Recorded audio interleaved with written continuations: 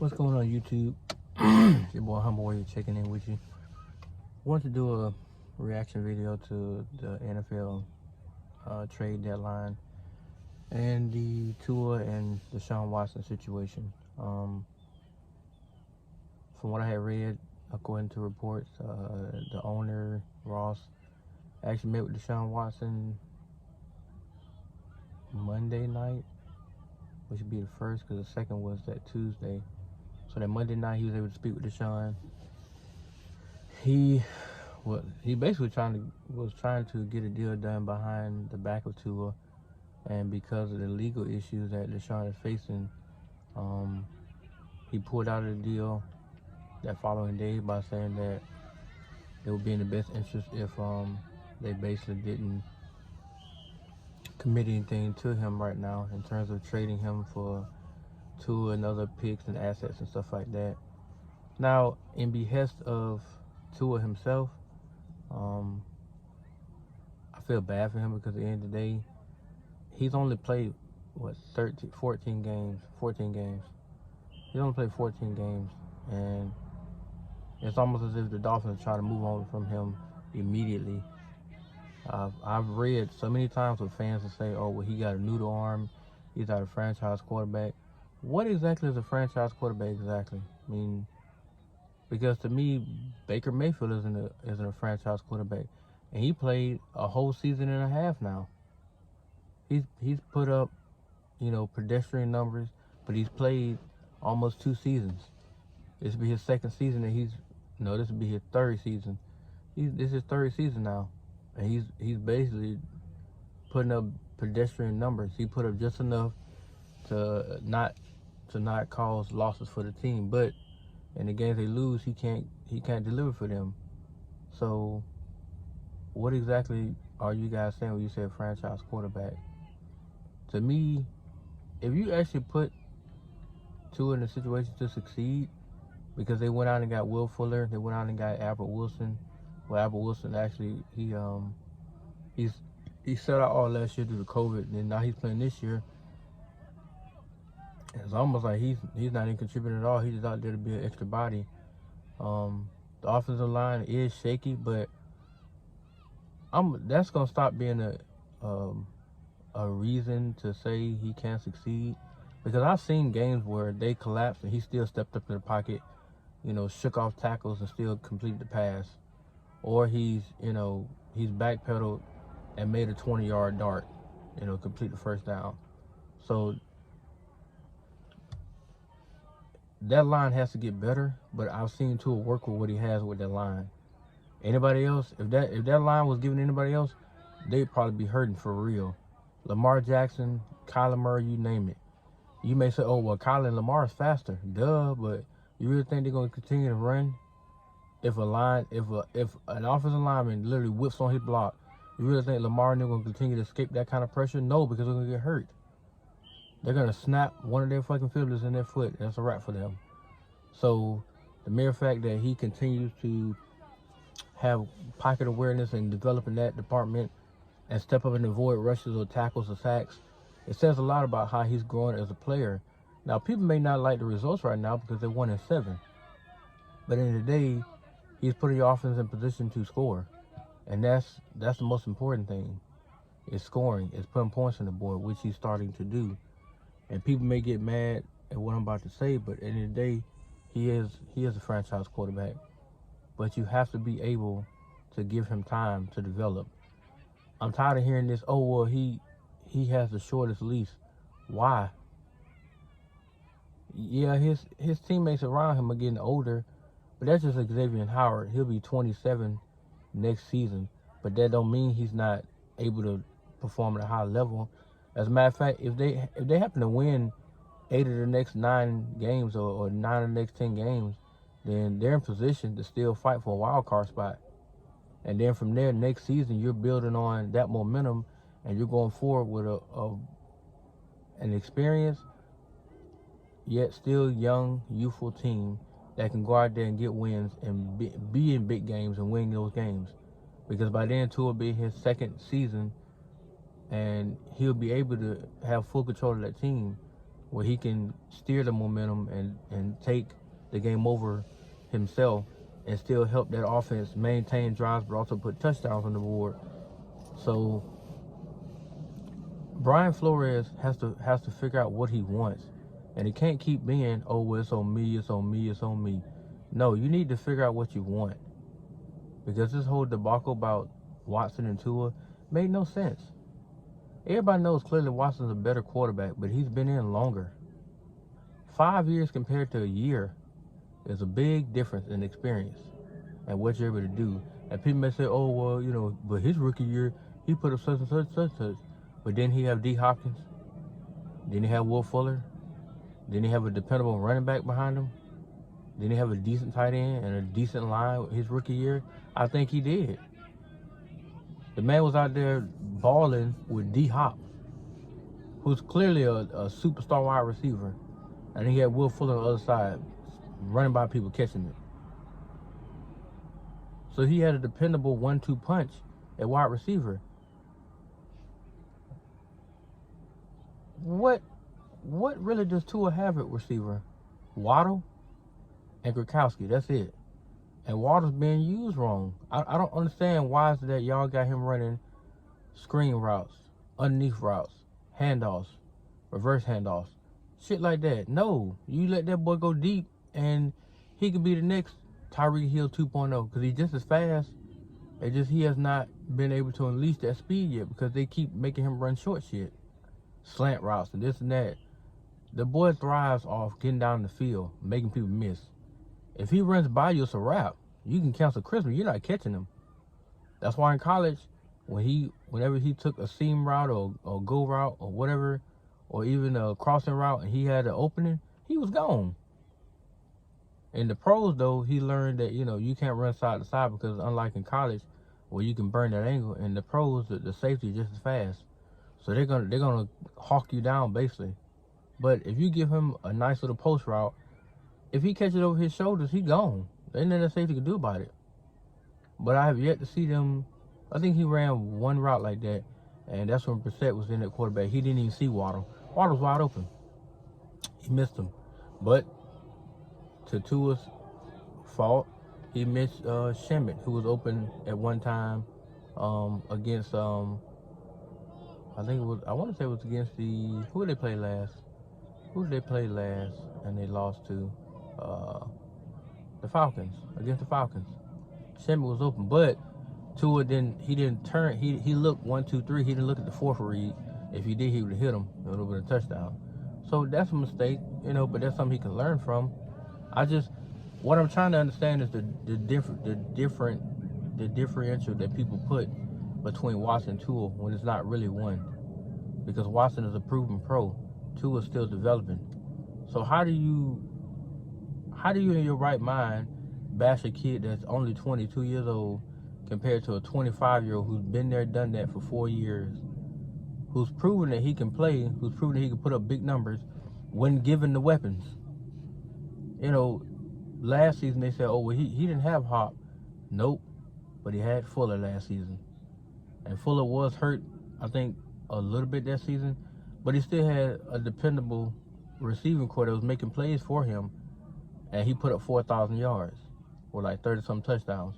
Even though the record was 4-12, he still showed that I can still put up these numbers.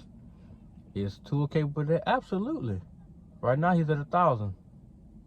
He's a little bit over 1,000, so I'm gonna need him to get to, you know, 25 to 3,000, which he can do it. Cause I think this next game, which is against Houston, he should be able to put up easily 300-some yards that game. But again, this line of his, they have to do better.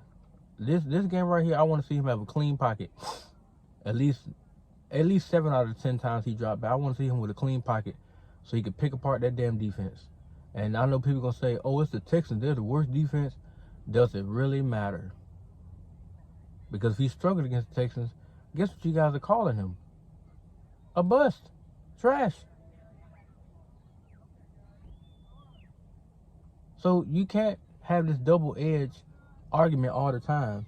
You can't say, oh, well, he hasn't performed against Tom Brady and other people. He didn't play against Tom Brady. He didn't even play against Carson Wentz. He played against Matt Ryan and Trevor Lawrence. That's it. And now he's about to play against David Mills or Tyron Taylor or whoever the hell gonna be out there at the starting quarterback. But you can't keep using that. Oh, it's the Falcons. Oh, it's the Jaguars. Oh, it's the Texans. Oh yeah, and he played against Josh Allen last week. That's I'm sorry. That's who he missed the touchdown was against the Bills. And Josh Allen's elite. But y'all can't keep using this settlement. Oh, he played against sorry ass defenses. That way he put those numbers. I mean, he nearly put up 250 yards against the Bills. The only thing was he started forcing it toward the end because, to me, I felt like he was trying to make splash plays, and because of that, he ended up throwing a pick, which they was still in the game. They was on it down by I think it was 26-11. So no, it was 26-19. No, it was 19-11 or something like that, or 19-8 or 11-18, and they were still in the game because all he had to do was march down and get a touchdown. They would tie the game up. So it wasn't like they was out of reach. And with that being said, I mean, he got them halfway down the field. Then he threw that costly interception. That was it from there. They didn't recover. But with that being said, people going to hold this asterisk over his head, especially when it comes to Josh Allen. You have yet to beat him. You're 0-3. Which the 35-0 game, it shouldn't be on him all. He got hurt the second series. But he's 0-2 against Josh Allen. That's fine. Hell, I still believe that he's gonna in the end he's gonna end up owning Josh Allen. He's gonna end up owning the Bills. But Miami has to give him. They have to give him the time to develop. They have to give him the players around him that's gonna believe in that system. That's gonna help them rise above the Bills and the Patriots and the Jets in their division, and to where they can start to own it. Because truth be told, Tua don't want to go nowhere. He wants to remain in Miami. He wants to be that franchise quarterback to help them get to a Super Bowl and win it.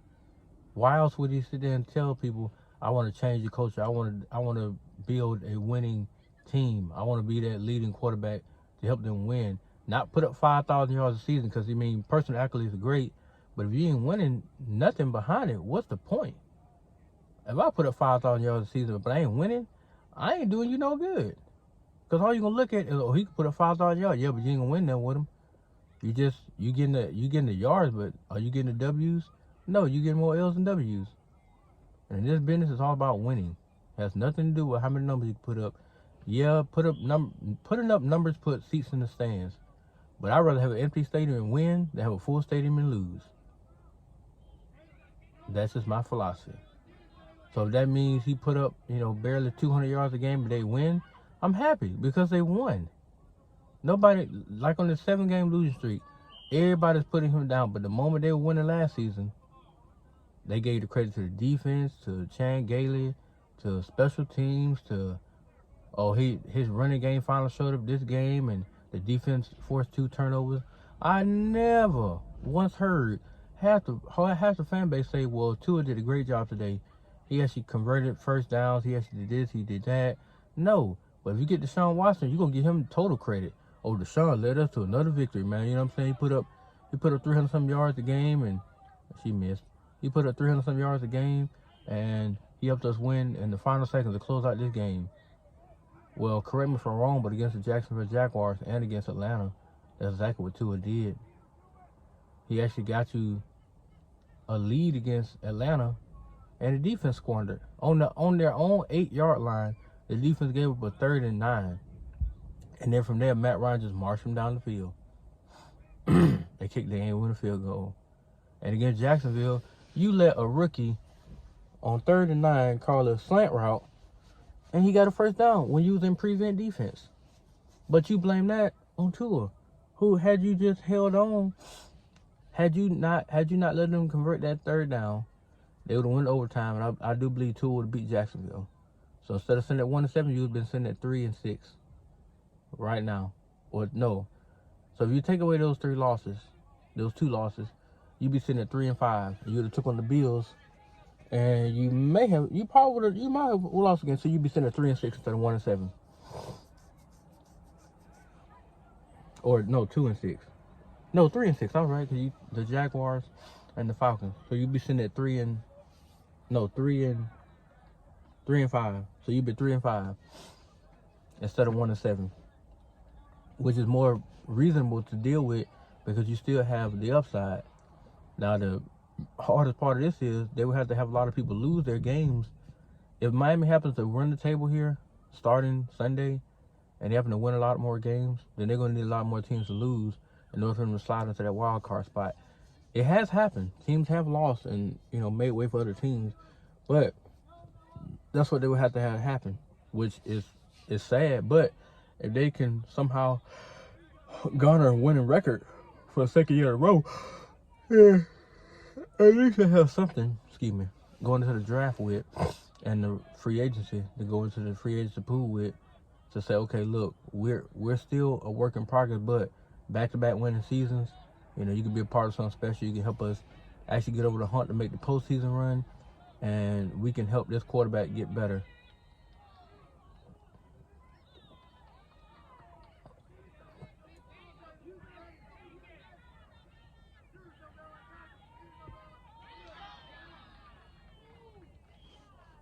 So it really all depends upon what they're trying to do as a franchise, as a team. Because to me, could Watson help you win immediately? No. He's going to give you the numbers. He's always going to give you the numbers. But to help you win? No, because the team is not going to rally around him like that. They're just not. I mean, you can make the argument that they don't rally around Tua like that. For the most part, they actually do. The offense does. The defense, I guess you could say they have their own little thing going on, but when they see the offense actually flourishing and doing what they're supposed to do in scoring, it hypes them up to go ahead and do their job to prevent first downs and touchdowns. So it's like they feed off each other. So if one side is slacking badly, the other side isn't as motivated to create stops. So therefore, you have a chain effect that both sides of the ball are actually, messing up really bad. But this last game against the Bills, the offense failed them. The defense did great. For 2.5 quarters, they held it together. But the offense failed. I'm not going to sit there and lie. They did. They failed. And like I said in my other video, he played like trash. He did. But I can openly admit that. I mean, but I'm still a big-ass Tua fan. I still believe in the boy. I still believe in what he can do. I'm not going to sit there and say he'll bust and blah, blah, because he's still developing. And plus, he's only played 14 games. Like I said, really, it's what they said 13 games. So he only played 13 games. So why would I sit there and bash his name or this, that, and the third when he ain't even put a whole season together yet?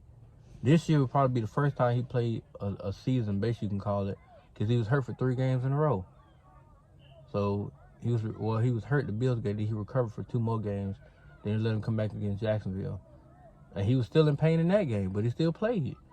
So, I mean, to sit there and say, well, he's this, he's that, you're entitled to your opinion. But at the end of the day, he is the franchise quarterback. Will he be there 5 or 6 years from now? Who knows?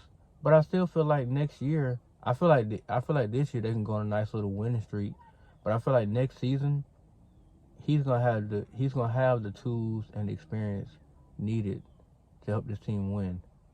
And that's going to be a key element in turning this thing around, so people can start, quit all this bashing and let's go get this quarterback. Because if you're a fan base, you don't turn to your quarterback. That's like Atlanta right now. Atlanta's, I think they're like 3-4 or something mess like that. That's like them calling for Matt Ryan's job right now. And he knows how they feel. Eventually your quarterback will be like, fuck it, I don't even want to play no more.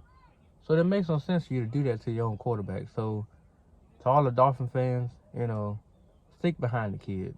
Give him a chance. Because at the end of the day, I mean, it's either him or Brissett. Now, I know damn well you saw what Brissett did. It wasn't shit. So give him a chance. Let him develop. Give him time. I feel like I said, next season, he'll take off. I still think this year he'll put up decent numbers. I still think he put up 20 touchdowns. Hopefully he'll just cut off the picks because he's already at 5. So you really don't want him going way above. I think last year he threw 6. So he's 1 away from last year. But to me, if he throws 10 picks, but he has 20 touchdowns, I mean, it's not great, but it's not bad either. But I prefer him to stay below that, 10 number. I prefer him to stay at like 7 or 8. So if he throw 25 touchdowns or 8 picks, you have something to work with there. You know what I'm saying? But for the most part, as long as he stays, as long as he becomes consistent, like Doug was saying, he does be inconsistent on drives. Some drives he'll come out there, bam, bam, bam, bam, bam. Other drives he goes 3 and out, and it's like, eh. Especially, he can actually, he can read a defense and make the correct call or the correct play. But when his line decides to block, they give him time. But then the other times it's like they whiff on blocks, and next thing you know, the defender's right there. So he don't have a chance to survey the field. He got less than 0.5 a second to even look at the defense and to make a decision. So with that being said, how you supposed to get the ball off if he got a damn 6'6" defender right barreling down right on him? I mean, come on. So you're asking him to make a decision in less than 0.5 a second? That ain't even realistic. So when you call for people like Watson and other people like that, think about that. They're gonna have the same fate. Pretty sure Deshaun Watson had more than a second to make a decision when he hiked the ball. But I've seen games, even this year, I've seen games where he has less than a second because they're right there. They're literally collapsing right on him. The moment he do his 3-step drop of 5, they're right there. And that's not how it's supposed to work.